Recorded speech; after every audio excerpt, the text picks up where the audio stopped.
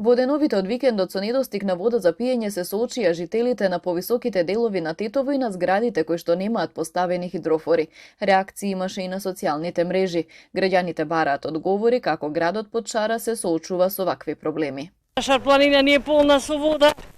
Сега што треба нашите домаќини на градов да зема да направат нешто, да ga донеса водата, така многу згради се направија. Точно е да Шар планина издашна е со вода.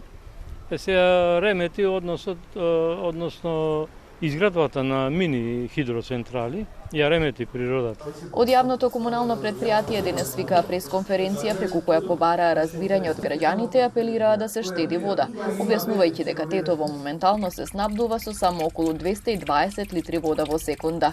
Поради заматување по врнежите од дожд настанува автоматско исклучување на лечничкиот систем, кога вредноста надминува максимално дозволена вредност од 2.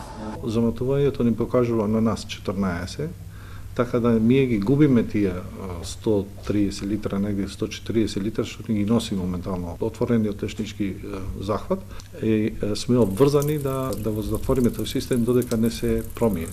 Пратече хидрометеоролошката состојба во наредниве денови, гледам дека ќе се соочуваме со истиот проблем и во наредниот период. Од комуналното предпријатие велат дека работат на прочистување на водите на лечничкиот систем, но за тоа треба подолг временски период. Зависно од индексот на заматеност, промивањето трае од 8 до 12 сата, може некојаш повеќе. Тоа е единствениот начин на решавање на проблем. Проблеми на лечничкиот систем се појавија и во претходните години со дефекти на мрежата поради лизгање на земјиштето во зимскиот период.